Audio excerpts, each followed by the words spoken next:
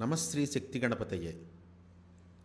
శక్తి గణపతిని ఆరాధించే భక్తజనులందరికీ ఆ గణపతి యొక్క అనుగ్రహం పరిపూర్ణంగా కలగాలని ఆకాంక్షిస్తున్నాను.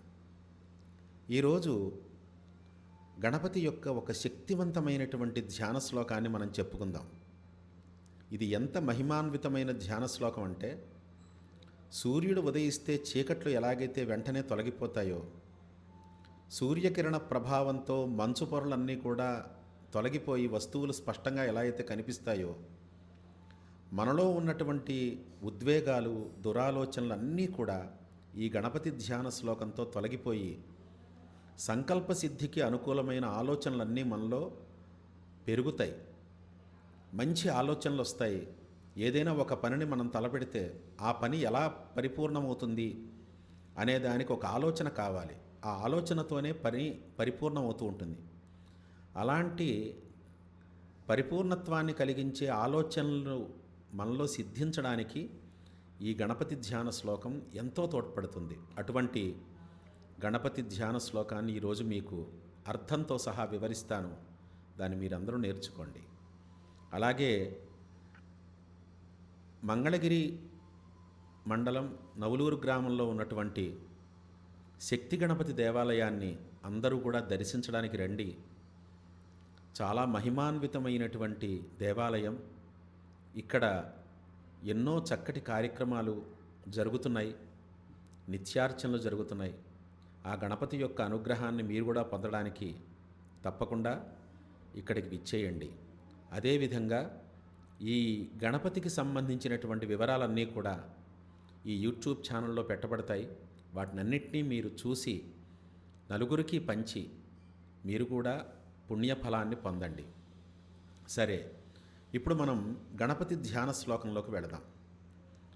అంతరాయతిమిరోపశాంతయే శాంతపావనమచింత్య వైభవం తం నరం వపుషి కుంజరం ముఖే మన్మహే కిమపి తుందిలం మహః.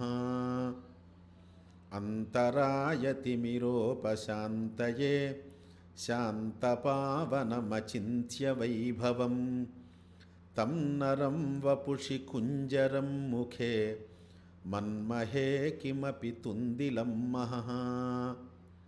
ఇది గణపతి ధ్యాన శ్లోకం.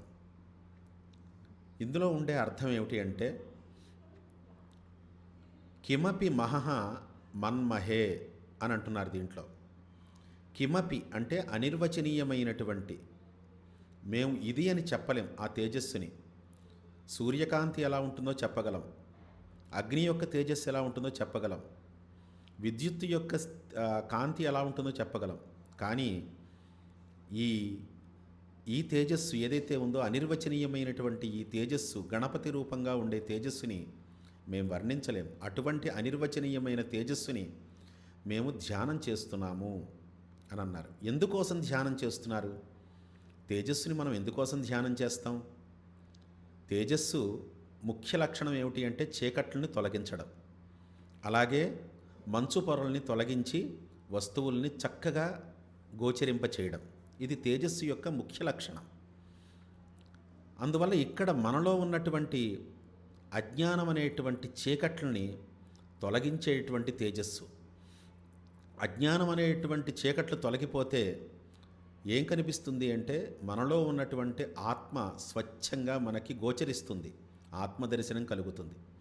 ఆత్మదర్శనం కలిగితే ఏం జరుగుతుంది అని అంటే, ప్రపంచాన్ని జయించగలిగేటువంటి ఒక అద్భుతమైన శక్తి. మనం ఏది తలచినా ఆ కార్యం పరిపూర్ణంగా నిర్విఘ్నంగా పూర్తి కావడం, అదేవిధంగా మన సంకల్పాలన్నీ కూడా సిద్ధించడం అనేది మనలో అజ్ఞానం తొలగడం ద్వారా ఏర్పడేటువంటి గొప్ప ఫలం. అటువంటి సత్ఫలితాన్ని కలిగించేటువంటి తేజస్సు కాబట్టి అంతరాయ తిమిరోపశాంతయే. అంతరాయం అంటే విఘ్నములు. విఘ్నములు అనేటువంటి చీకట్లను తొలగించడం కోసం, అవన్నీ కూడా తొలగిపోవడం కోసం మేము ఒక అనిర్వచనీయమైన తేజస్సుని మేము ఉపాసిస్తున్నాము. మన్మహే అంటే ధ్యానిస్తున్నాము లేదా తలుస్తున్నాము. ఈ తేజస్సు ఎలా ఉంది అనంటే చెప్తున్నారు, శాంత పావనం. ప్రశాంతంగా ఉంటుంది, అలాగే పవిత్రంగా ఉంటుంది. అంటే మనలో ఉద్వేగాలు ఉన్నప్పుడు ఎలాగైతే చెరువులో నీళ్లు రాళ్ళు వేయడం ద్వారా అల్లకల్లోలములైపోతాయో, మనలో కూడా అనేకములైనటువంటి ఆలోచనలతో చిత్తక్షోభం కలుగుతూ ఉంటుంది. ఆ చిత్తక్షోభం వల్ల మనలో డిప్రెషన్స్, ఉద్వేగాలు ఎన్నో కలుగుతూ ఉంటాయి. దానివల్ల మనిషికి శాంతి ఉండదు. ఏది చెయ్యాలన్నా ఆ పని చెయ్యబుద్ధి కాదు. ఇలాంటి దుస్థితి నుంచి మనల్ని రక్షించేటువంటి తేజస్సు శాంతం అంటే అర్థం. పావనం, పవిత్రమైనటువంటి, అంటే మనలో అపవిత్రమైనటువంటి ఆలోచనలన్నింటినీ, చాలామంది కొన్ని అపవిత్రమైన ఆలోచనలు కలుగుతుంటాయి. జపం చేసేటప్పుడు ఏదో దొంగతనం మీద లేకపోతే ఇంకొక దోషం మీద దృష్టి కలుగుతూ ఉంటుంది. ఇలాంటి దురాలోచనల వల్ల మనస్సు అయిపోతూ ఉంటుంది. అలాంటి దురాలోచనల్ని తొలగించేటువంటి తేజస్సు, మనలో పవిత్రతను నింపేటువంటి తేజస్సు. అలాగే అచింత్య వైభవం, మన ఊహకి అందనటువంటి వైభవం కలిగినటువంటిది. ఆ తేజస్సు మన చేత ఉపాసించబడితే మనకి అనుగ్రహాన్ని ఎలా కలిగిస్తుంది అంటే మనకే తెలియదు. మన జీవితం ఎంత చక్కగా మారుతుందో అది మనకే తెలియదు, అలా మారిపోతూ ఉంటుంది. అలాంటి అచింత్య వైభవం, మన ఊహకు అందనటువంటి వైభవం కలిగినటువంటిది.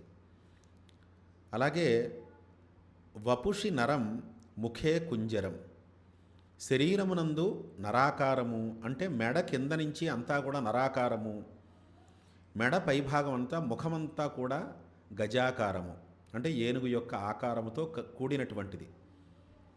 అంటే ముఖమంతా ఏనుగు, ముఖం కింద భాగం అంతా కూడా నరం, అంటే మనుష్యాకారం. ఈ రకంగా మానవాకారంతో గజాకారంతో కూడినటువంటిది.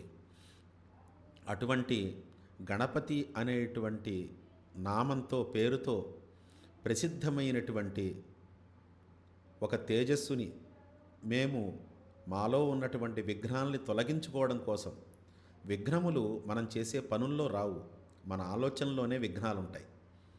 మనం సరిగ్గా ఆలోచించగలిగితే ఏ పనైనా సఫలమవుతుంది. మన ఆలోచనల్లో ఉండేటువంటి దోషాలను బట్టే మన పనులు ఏవి కూడా సఫలములు కావు. ఉదాహరణకి, ఒక వ్యక్తి ద్వారా ఒక పని చేయించుకోవాలనుకుంటాం, కానీ మనకు తెలియకుండా ఆ వ్యక్తితో మనం విరోధం పెంచుకుంటాం.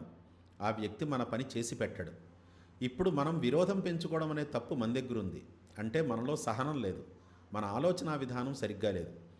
ఎప్పుడైతే మన ఆలోచన విధానం సరిగ్గా ఉంటుందో, ఈ పని వాడితో ముడిపడి ఉంది కాబట్టి వాడితో విరోధం పెట్టుకోకూడదు అనే హింటు మనకి మన మనస్సే ఇస్తూ ఉంటుంది. అప్పుడు మనం మన పనిని పూర్తి చేసుకోవడం కోసమైనా మనం సహనంతో ఉంటాం, మంచి ఆలోచనలతో ఉంటాం.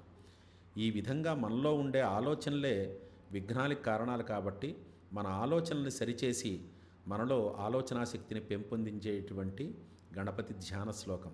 దీనిని ప్రతినిత్యం మీరు పఠించి గణపతి యొక్క అనుగ్రహాన్ని పొందండి. ఈ విధంగా ఎన్నో శ్లోకాలని మనం ఇంకా నేర్చుకుందాం. తదుపరి వీడియో కోసం నిరీక్షిస్తూ ఉండండి. మీ అభిప్రాయాన్ని కామెంట్ రూపంలో తెలియచేయండి.